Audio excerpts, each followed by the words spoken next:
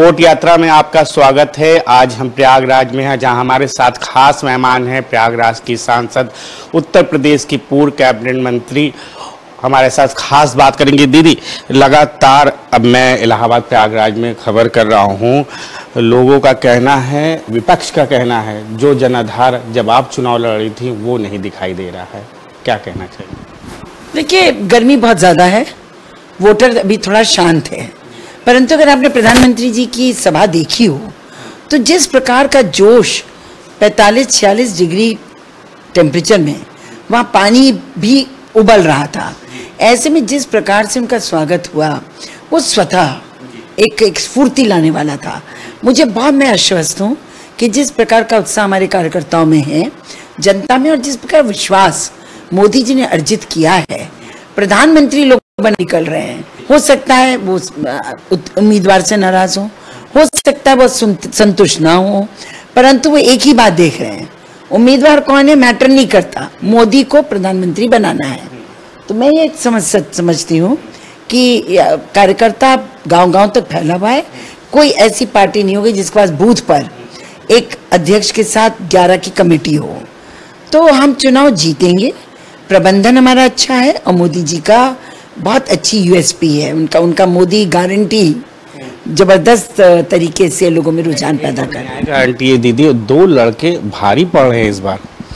नहीं, देखिए क्या है, कभी कोई युवा निकलता है तो कुछ युवा निकल आते हैं देखने के लिए, पर पिछली बार भी तो हो चुका, कब नहीं हुआ, ये दोनों एक साथ निकल चुके हैं। पहले भी लोगों ने रिजेक्ट किया, जनता भी इसलिए आपको नहीं चुनेगी कि कितने लोग एक साथ निकल रहे हैं, और उनका साथ भी कितना टेम्परेरी। आप सोचिए, बंधन होने के पहले तक अखिलेश जी कहते रहे मैं अलग लड़ूंगा, कांग्रेस अपनी बात करती रही, इंडिया अलायंस बिखर गया, तो अब है कहाँ ये अलायंस? तो बहुत अपॉर्चुनिस्टिक है, और आप देखिएगा अवसरवादी दोनों साथ दिख रहे हैं, कितने दिन साथ रहेंगे आप क्या कह सकते हैं। एक सभा हुई जिसमें दीदी अमित शाह ने और मोदी जी ने आपकी बड़ी तारीफ की, आपने बड़ा इलाहाबाद में विकास किया, बहुत काम किया, और आपने उस सभा को बहुत अच्छे से संचालन भी किया, उसकी भी तारीफ हुई।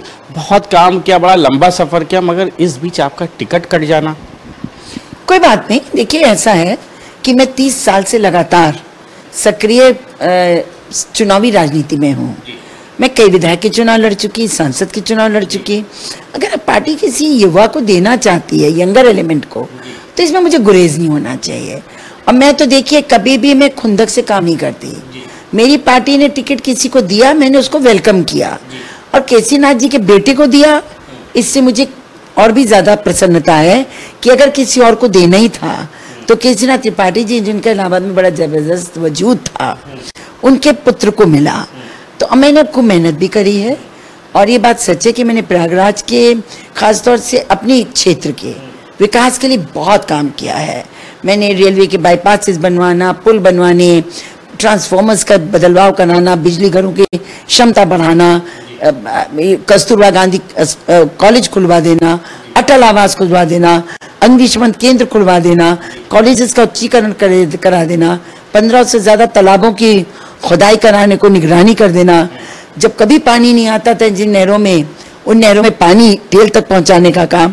अब मैं गिनाने लगूं तो मैं कह सकती हूं कि साथ फ्लाईओवर्स, अंडर ब्रिजेस, रेलवे ने, सब ने बहुत काम किया, और ये काम हम इसलिए कर पाए क्योंकि एक तो प्रधानमंत्री ग्राम सड़क योजना, ऊपर से प्रधानमंत्री जी ने जो विकसित भारत के संदर्भ में जो उन्होंने रेलवेज का और खासतौर से यातायात में जो उन्होंने रेवोल्यूशन किया है, वो बहुत काम आया है।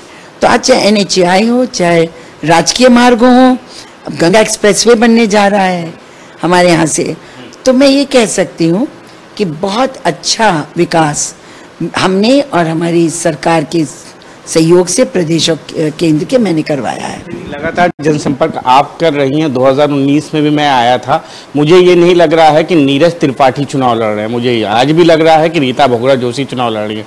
तो आप जगह जगह जा रही है, मैं देख रहा हूँ, तो चुनाव क्या आपको जिताने का टारगेट?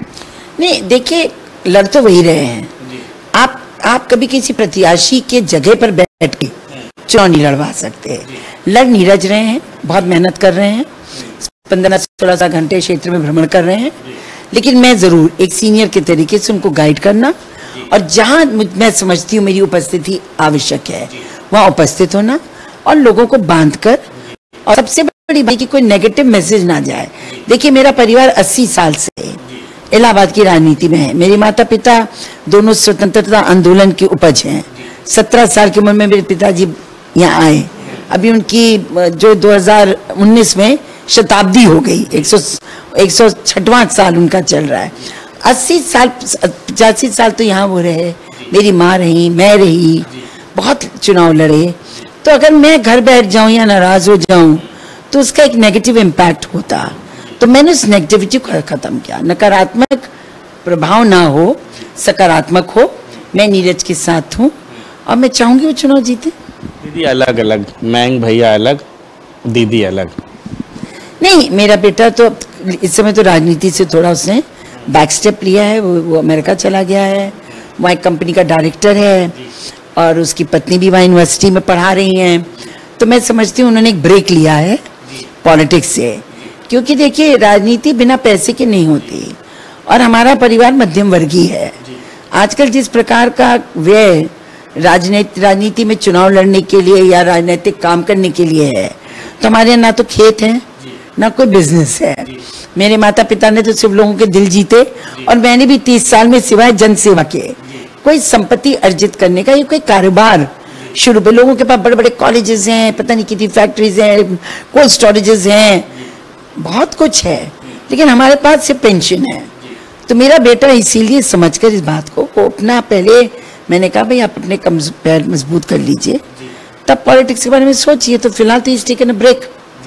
दीदी 2014 की बात करें, 2019 की बात करें, 2024 है, छठे चरण का चुनाव है। भदोई है, फूलपुर है, प्रयागराज है, जौनपुर है, आजमगढ़ है, तमाम महत्वपूर्ण सीटें हैं, मगर जो 2019 वाली लहर थी वो कम दिखाई। आप ये क्यों नहीं सोचते कि 2014 में जितनी सीटें मिली 282, 2019 में 303 मिली, हमारा टारगेट अब की 375 है। आप मानकर चलिए, आप 400 पार तो एनडीए करेगा ही करेगा।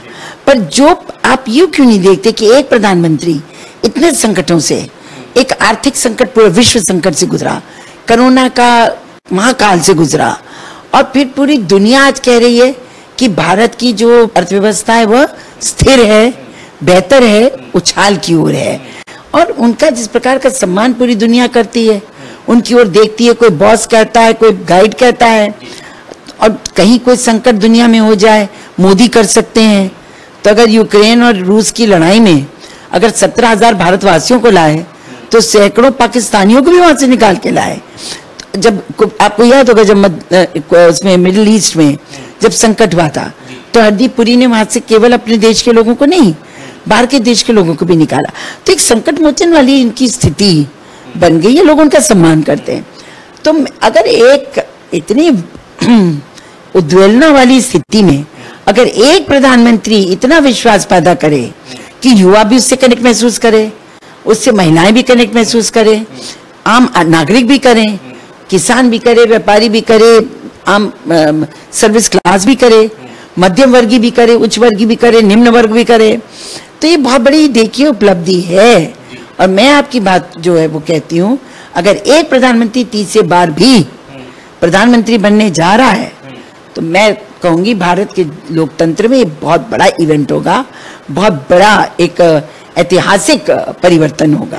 तब कांग्रेस जो है बेरोजगारी की गारंटी दे रही है, न्याय की गारंटी दे रही है, महिलाओं के अकाउंट में राहुल गांधी कह रहे हैं 5 जुलाई को खटाखट 8,500 रुपए आएंगे। उसका जवाब तो प्रधानमंत्री जी ने दे दिया है कि फटाफट कुछ होगा। देखिए रिजल्ट्स आने दीजिए। मैं बहुत ज्यादा प्रोफेसी नहीं करती, मैं पूरा हिंदुस्तान नहीं जानती। मैं इतना जरूर जानती हूँ कि जनता मन बना चुकी है कि मोदी जी को ये टर्म भी देना है। भविष्य की बात मैं नहीं करती, ये टर्म तो देना है, ये मानसिकता बन चुकी है। चुनाव हम 32 लड़े हैं अपने परिवार में, 9 चुनाव मैं लड़ी हूँ और मैं मूड लोगों का जानती हूँ। The mood is Modi again. तो अब कोई भी कारण हो, हमारी सरकार भी बनेगी, मोदी प्रधानमंत्री बनेंगे और उत्तर प्रदेश से हम 70 के ऊपर सीटें निश्चित रूप से लाने की स्थिति में हैं। अब कोई बहुत ही कुछ अनर्थ हो जाए तो मैं नहीं कह सकती। अधिकारियों को लगातार ट्वीट कर रहे हैं अखिलेश यादव और राहुल गांधी। वो कह रहे अधिकारी अपने होश और खोज से ही पूरा काम करे, अगर कोई गलती करते हैं तो अगर सरकार बनी तो कड़ी कार्रवाई होगी। मुझे लगता है उनको पराजय नजर आ रही है। जब पराजय नजर आने तो ईवीएम भी खराब लगने लगता है, अधिकारी भी बुरा लगने लगता है।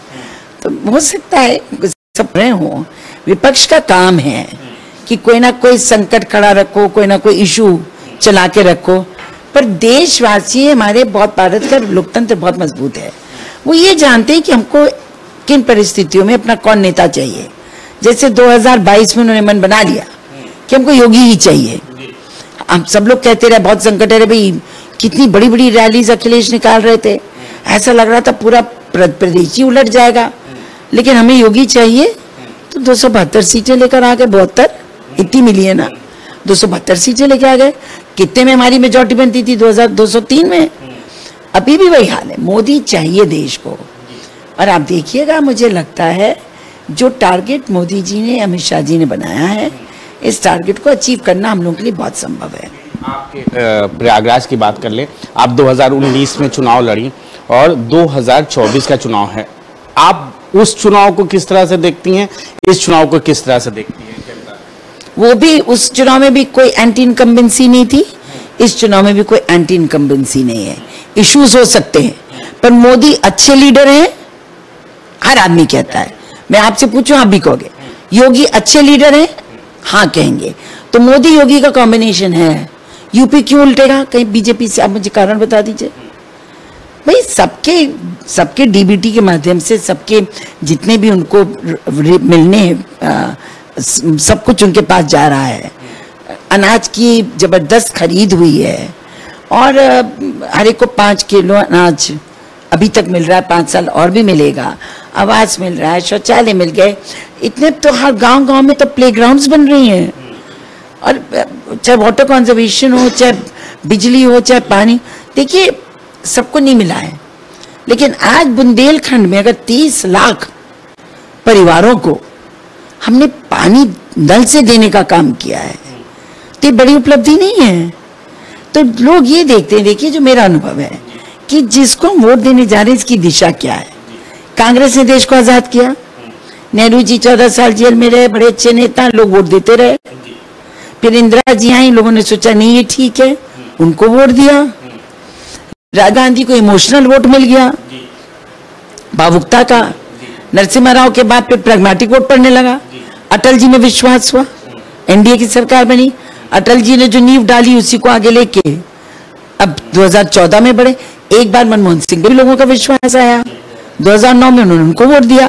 लेकिन 2010 के बाद मोदी मोदी मोदी मोदी ही है। तो आप ईमान कर चलो, देखो अगर आप हिस्टोरिकली देखिए तो लीडर इज वेरी इंपॉर्टेंट। और कोई भी लीडर इस समय मोदी जी के घुटने तक भी नहीं पहुंचा। और कौन लीडर? ममता जी का राग अलग, स्टालिन जी का राग अलग, अखिलेश जी का अलग, लालू जी का अलग, कांग्रेस का अलग। कहाँ है? आप क्या 6-6 महीने का प्रधानमंत्री बनाओगे? पीपल डोंट वांट इंस्टेबिलिटी, किसी को भी अस्थिरता नहीं चाहिए। और स्थिर सरकार, सक्षम सरकार, काम करने वाली सरकार मोदी जी की हो सकती है, ऐसा जनता का विश्वास हो गया है। 25 को मतदान है। हमारे चैनल के माध्यम से प्रयागराज की जनता से क्या अपील करना? वही कि मोदी जी को प्रधानमंत्री बनाना है, तो बिना इस विचार के कि कौन लड़ रहा है कौन नहीं लड़ रहा है। हमारे दोनों कैंडिडेट बहुत अच्छे हैं, अनुभवी हैं और वो सरल व्यक्ति हैं, आराम से मिलते हैं। तो ये वोट हम जो दे रहे हैं, ये वोट हम मोदी जी को प्रधानमंत्री बनाने के लिए दे रहे हैं। सब वोट डालने जाइए, अपने मत का अधिकार का प्रयोग करिए। मोदी जी को कमल के फूल के सामने बटन दबाकर उनको विजयी बनाइए।